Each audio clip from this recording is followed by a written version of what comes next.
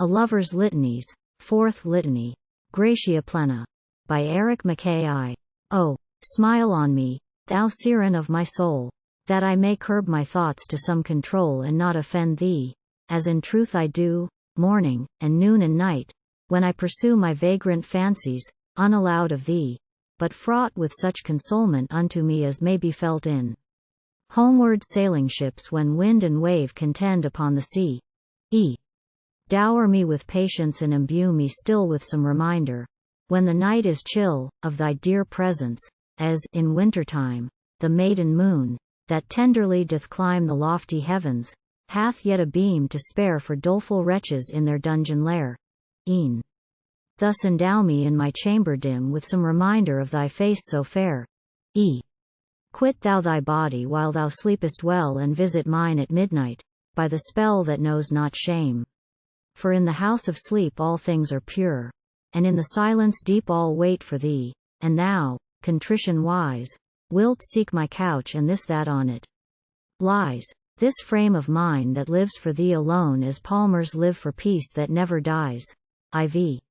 It were a goodly thing to spare a foe and kill his hate. And I would e'en do so, for I would kill the coyness of thy face. I would enfold thee in my spurned embrace and kiss the kiss that gladdens as with wine.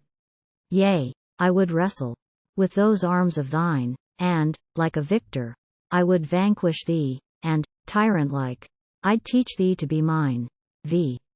For, what is peace that we should cling thereto if war be wisest? If the death we woo be fraught with fervor, there's delight in death. There is persuasion in the tempest's breath not known in calm, and raptures round us flow when, like an arrow through the bended bow of two fond lips, the quivering dart of love brings down the kiss which saints shall not bestow. The soldier dies for country and for kin, he dies for fame that is so sweet to win, and, part for duty, part for battle doom, he wends his way to where the myrtles bloom. He gains a grave, perchance a recompense beyond his seeking, and a restful sense of soul completion, far from any strife, and far from memory of his land's defense. Be this my meed, to die for love of thee, as when the sun goes down upon the sea and finds no mate in all the realms of earth. I, too, have looked on nature in its worth and found no resting place in all the spheres, and no relief beyond my sonnet tears, the soul-fed shudderings of my lonely harp that knows the gamut now of all my fears. I wear thy colors till the day I die, a glove, a ribbon, and a rose thereby, all joined in one. I revel in these things, for, once an angel, unarrayed in wings, came to my side, and beamed on me, and said, I love thee, friend, and then, with lifted head, gave me a rose on which the dew had fallen, and, like the flower, she blushed a virgin red. I found the glove down yonder in the dale, I knew 'twas thine, its color, creamy pale, filled me with joy. A prize, I cried, aloud, and snatched it up, as zealous then, and proud, as one who wins a knighthood in his youth. And I was moved thereat, in very sooth, and kissed it oft, and called on kindly heaven to be the sponsor of mine amorous truth. I earned the ribbon as we earn a smile for service done. I helped thee at the stile, and so 'twas mine, my trophy, as of right. Oh, never yet was ribbon half so bright. It seemed of sky descent, a strip of morn thrown on the sod, a something summer worn to be my guerdon, and, enriched therewith, I followed thee, thy suitor, through the corn. I trod on air. I seemed to hear the sound of fifes and trumpets in the quick rebound of bells unseen, the storming of a tower by imps audacious, and the sovereign power of some arch-fairy, thine acquaintance sure in days gone by. For, all the land was pure, as if new blessed, the land and all the sea and all the welkin where the stars endure.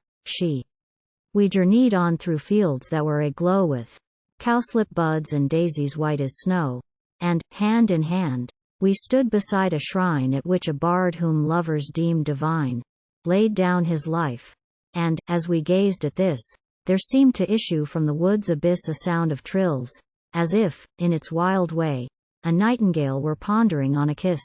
She. A lane was reached that led I know not where, unless to heaven, for heaven was surely there and thou so near it. And within a nook down whose covertness a noisy brook did talk of peace, I learn of thee my fate, the word of pity that was kin to hate, the voice of reason that was reason's foe because it spurned the love that was so great, xiv. But I must pause. I must, from day to day, keep back my tears, and seek a surer way than memory's track. I must, with lifted eyes, reshape my life, and heed the battle cries of prompt ambition, and be braced at call to do such deeds as haply may befall, if, freed of thee, and chartered to myself, I may undo the bonds that now enthrall, xv. Shall I do this? I shall. And thou shalt see signs of rebellion. I will turn to thee and claim obedience. I will make it plain how many a link may go to form a chain, and each a circlet, each a ring to wear. I will extract the sting from my despair and toy therewith, as with a charmed snake, that, lamia-like, uprears itself in air, xvi. Or is my boast a vain, an empty one, and shall I rue it ere the day is done? Will hope revive betimes? Or must I stand for evermore outside the fairyland of thy goodwill? Alas, my place is here, to muse and moan and sigh and shed my tear, my paltry tear for one who loves me not, and would not mourn for me on my death-bier, xvii. Oh, get thee hence, thou harbinger of light, that, like a dream, dost come to me at night to haunt my sleep, and rob me of content, so true untrue, so deaf to my lament, I must forego the pride I felt therein. Ay, get thee hence, and I will crush the sin, if sin it be, that prompts me, night and day, to seek in thee the bliss I cannot win. Xvii. Or, if thou needs must haunt me after dark, come when I wake. The oriole and the lark are friends of thine, and oft, I know, the thrush has trilled of thee at morn and even blush. And flowers have made confessions unto me at which I marvel, for they rail at thee and call thee heartless in thy seemlihood, though queen elect of all the flowers that be. Xix. Nay, heed me not. I rave. I am possessed by utmost longing. I am sore oppressed by thoughts of woe, and in my heart I feel a something keener than the touch of steel, as if, today, a danger unforeseen had tracked thy path, as if my prayers had been misjudged in heaven, or drowned in demon shouts beyond the boundaries of the coast's terrene. XX. But this is clear. This much at least is true. I am thine own. I dote upon the blue of thy kind eyes, well knowing that in these are proofs of God. And down upon my knees I fall subservient, as a man in shame may own a fault.